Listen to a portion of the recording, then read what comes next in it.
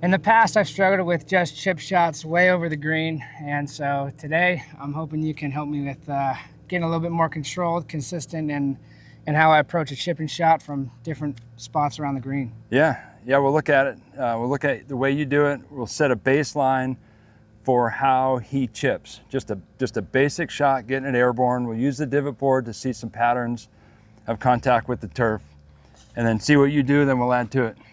Okay. So I've always had this question. So like when we're chipping, we're going to be using the bounce of our club. So I actually really, like on the divot board, want to be making contact like how much farther behind the ball as opposed to compressing with our irons, hitting ball first and then ground. Where should my bounce of my club be making contact with the ground and chipping? Maybe, it'll depend on the loft? turf conditions, Okay. right? And obviously how much bounce you do have. Mine's a 54-14 degree bounce, so it's got a lot of bounce. But it also depends on the lie that you have, whether it's firm or soft, right? A little grass under it or tight. If we go on the divot board and I'll hit a shot, so I'm gonna hit a shot with the leading edge with some shaft lean, more of a pitch. Right, so I'm basically right under the ball. Hit a shot where I'm using more bounce instead of it being in the back of my stance where I'm descending on it, hitting it lower. If I go, my hands are now a little bit further back. So I want the bounce of the club to interact with the ground sooner, almost feeling a little clunky at times. Okay. Right, but it's not. I'm just allowing the bounce to interact with the turf. Which is just giving me more loft. It'll give you more loft. Yeah, it'll be kind of a softer impact so the ball could fly a little bit slower. Okay. All right.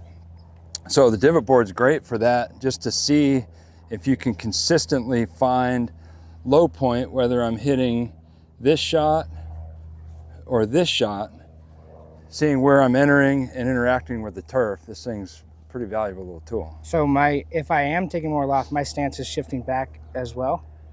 The ball, ball position. Yeah, ball position will come back a little bit because my hands are going to be more even with the ball and my stance does get open versus hitting that little pitch. But it's still not scooping, right? It's not scooping, but I do release my right hand differently, it would be more like a bunker shot. Okay.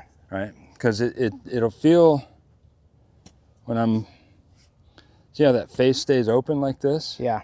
Right, so yeah, this right hand does work underneath a little bit more. Sometimes I'll go stronger with my left hand. Okay. And weaker with my right. I'll do this in bunkers, but also do it for some flop shots. So that allows for that right hand to work underneath, and that face won't close, right? So I'm really able to use the bounce and slide that club underneath it. That almost hit pretty good. Now for me, YouTube and things, and seeing that, hey, yeah, club face is supposed to be a little bit more open on these chips, right? I've struggled with, I see club face almost wanting to go more right, and because I'm not closing, am I still rotating to get that shut with my upper body? No, we're aiming the body left. Oh, so we're already starting left. We're already starting left. Okay. Because the face is aimed right, and we're coming across it. So the arms will follow the body setup, right? So my pivot's already aimed to the left. So my arms are going to work across to the left, but the face is open going towards my target. Okay. And this is just going to be a super simple, easy, really stopping at just rotating chest and stopping here for just about all my chip shots. Well, it depends on how much energy you want to assemble in the head to get it to land, right? There's so many different variables of setup and distance and what we're assembling to make a ball do whatever we want it to do. Yeah. Right? I don't have that right now. No, you don't have that yet. Because I got one of those Rapsodo launch monitors just to see like my distance, and I was hitting some clubs, like I was hitting like my 9 farther than my 7, and it was just like the same power coming down all my swings, and it was just like, well, there's definitely a pace that I need to figure out of Yeah. just distance control. Yeah, yeah, that foundation. So this chip shot is finding the foundation of, if you do this the same every time, the ball's going to respond like that every time. So it's building that baseline that you know, and then from there, if you give it a little bit less wrist or a little more, it does this. So then it's like, okay, off of that baseline, you can start to move things around a little bit, maybe more chest rotation, see what that gives you. Maybe more right hand, see what that gives you. Maybe open the face a little bit more. Maybe a little more right elbow, see what that gives you. So with my irons, right, I have a lot of focused wrists.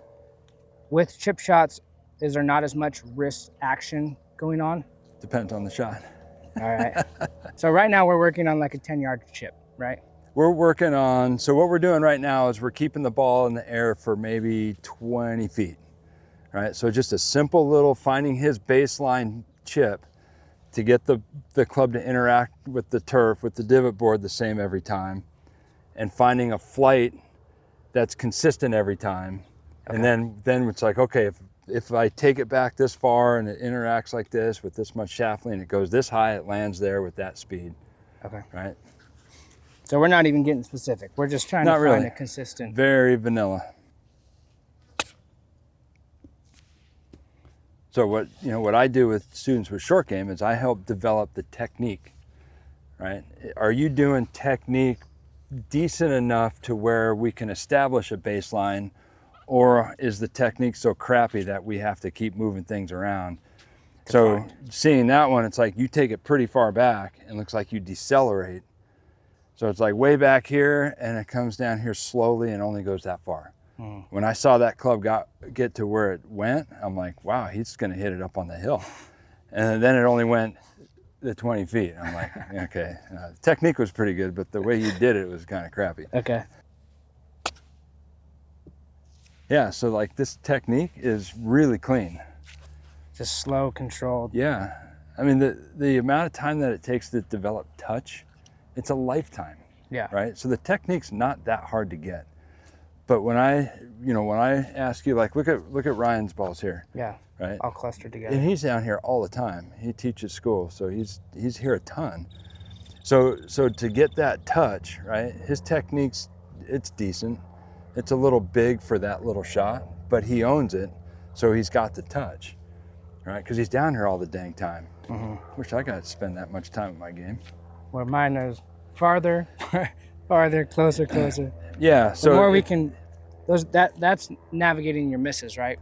Is having the touch of consistently being in the same spot. Yeah. So what you're after is having the ball fly the same height, the same spin rate, the same speed, landing in the same place, finishing in the same area, right? So when you go hit it, when you have a chip shot when you're playing, it's like, oh yeah, I know exactly what to do to get my ball to land where I want it to and roll out to get in the hole. Which just comes down to repetition, right? It comes down to reps. You have to know. Because sometimes I'm playing and I'm like, oh, short chip, and I hit it way over the green. I'm like, damn it, that is going to be another 3 shots. Yeah, yeah.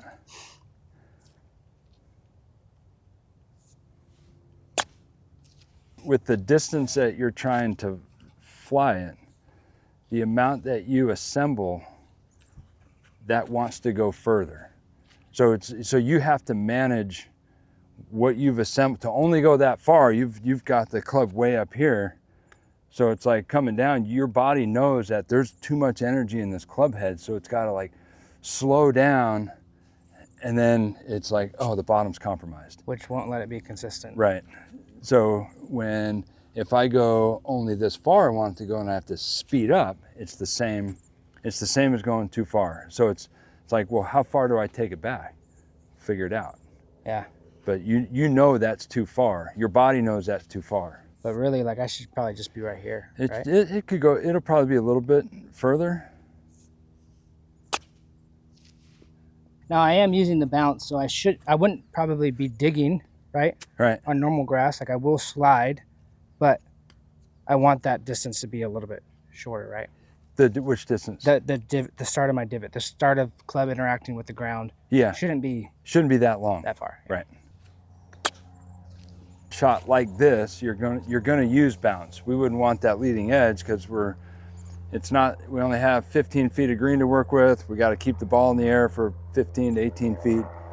So if we have shaft lean, that ball's going to come out fast. Yeah. So we want it open so it comes out slower, using the bounce, interacting with the turf. Course management, is there ever a 20-foot chip that I should be using leading edge? Maybe if greens are this huge one, slope.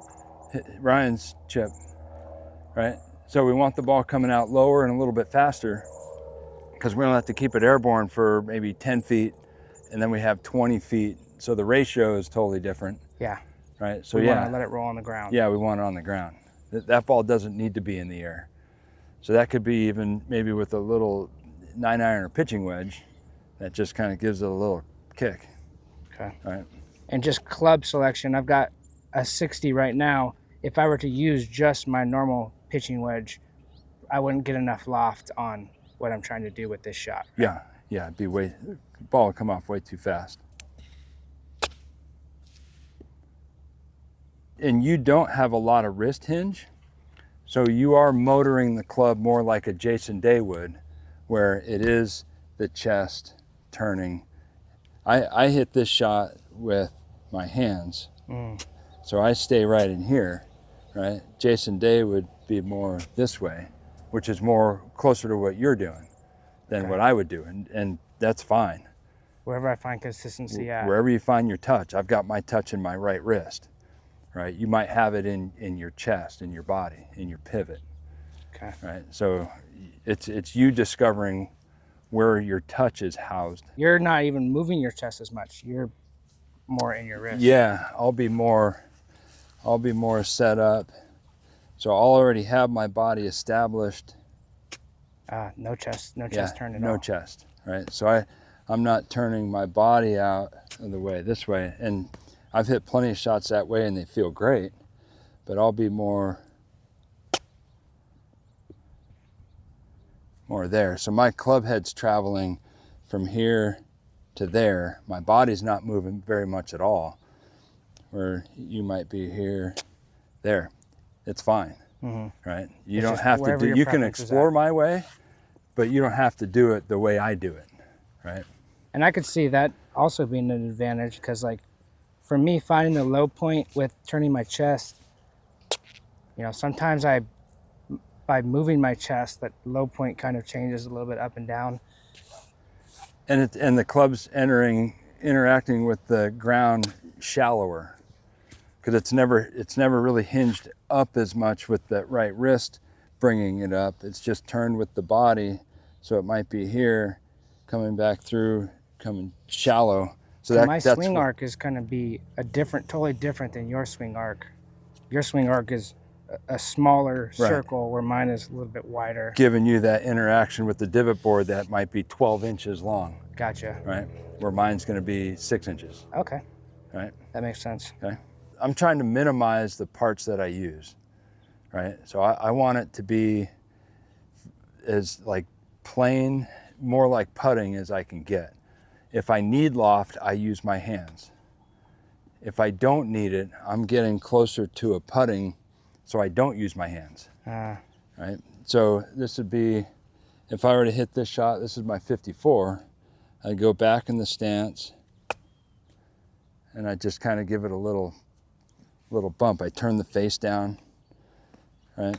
So I'm trying to make as small a swing as possible. So I'm able to give it a little, with my right hand goes like that, right? Whereas I see, a lot of good players even from here, they'll be like this. I'm like, why do we need that? Yeah. Why do we need such a big, it can work.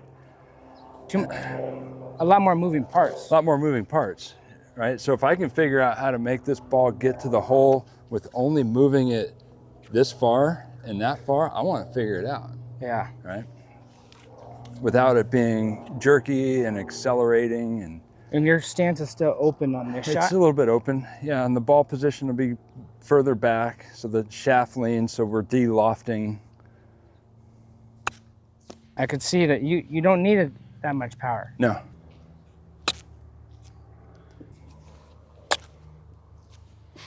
I'm not going to use loft if I don't need it.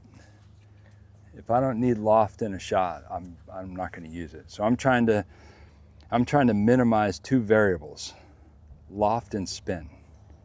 So if I can minimize those two, I get a ball behaving closer to a putt, which is more controlled. Which is more control. So my miss hits can end up okay. So for the average golfer, you're not going to hit it as clean as I am. Yeah. So if we can design a short game system where you're led by minimizing variables, you're going to miss it better. Yeah.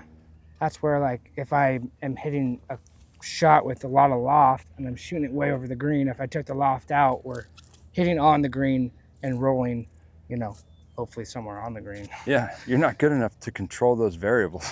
Yeah. Right. So let's minimize them by understanding a different chipping pattern.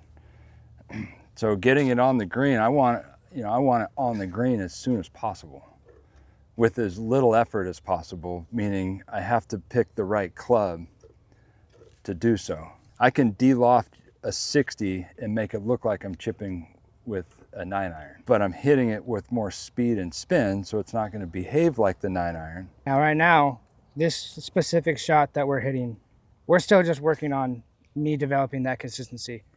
In this shot, if we were to be playing on a course, am I still trying to hit some loft on this? This one, sure, because we're on a downslope, and let's say our ratio is we have the same distance from here to the edge of the green as we do from the edge of the green to the hole. Okay. So we do need to get it up in the air so we can land it soft and trickle to that hole. Okay. Again, like Ryan, he's in the air for 10 feet and he's got 20 feet of green, so we can go lower and we're just like trying to kick it on the green. We kick it airborne for 10 feet and let it just so it starts to behave like a putt. Okay. And there's days where I'll be in the same situation, and some days it feels like my 58, and other days it feels like my pitching wedge. So I'm governed by what I feel at that moment, but I'm also led by a philosophy of I want it on the green as soon as possible. Okay. Right. So it's good that I land just on the green and roll 10 feet. Yeah. Now, if let's say hole is on the backside of the green, we're chipping from there, we want to get it in the air, or we want to still get it on the green as quickly as possible, but have a lot more momentum to get it uphill? Yeah, so it might be a 6-iron. And you just have to practice with the 6-iron to see what it feels like. Okay. I remember doing this, gosh, it could be 30 years ago when I started messing around with it, and I went and played with it, and I sat there with a shot, and I hit 7-iron, and I goosed it across the green. I'm like, whoa, which meant I wasn't ready for it yet. I didn't know it, so I had to think about, make sure I do this and that. So over the years, practicing it more, it trended towards being a 7-iron. But when I play, I just go to whatever I see and feel, that's what I do. I don't get confused of, well, I've been practicing with the 7-iron, so I got to do that. I know it's the right thing. It's like, but it's really uncomfortable, but I know it's right because my coach said it's right, and I've been practicing. It's more dynamic than... Yeah, it feels like it should be a pitching wedge. Use a pitching wedge. Yeah. Over time, it'll trend towards, right, because you'll get the experience.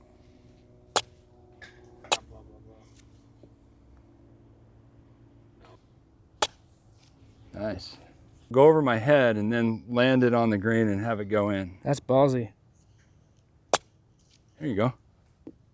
I like that you like to add pressure. I get to see what it looks like on this end. See if you flinch or not. See how fast I am.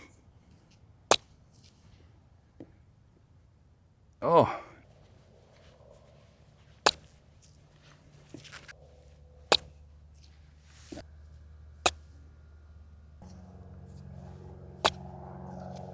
So going through Michael's patterns, we discovered and set a baseline for just a normal shot. And his technique is a little different than mine. I use a little more wrist. He does more Jason Day type where he rotates his chest, which is fine. And just discovering his touch and where his touch is.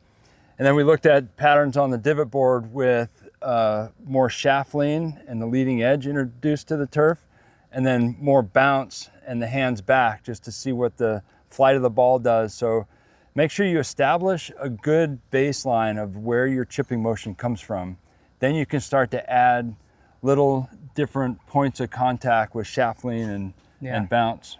I will say I did like changing it to a little bit more wrist than just my rotation. So yeah, I'm gonna work that and see. And it showed. We saw more height in the shot using a little more wrist, a little more descending blows. So I hope you guys enjoyed. We'll keep them coming, and love this divot board. It's pretty cool. Cool. Cool.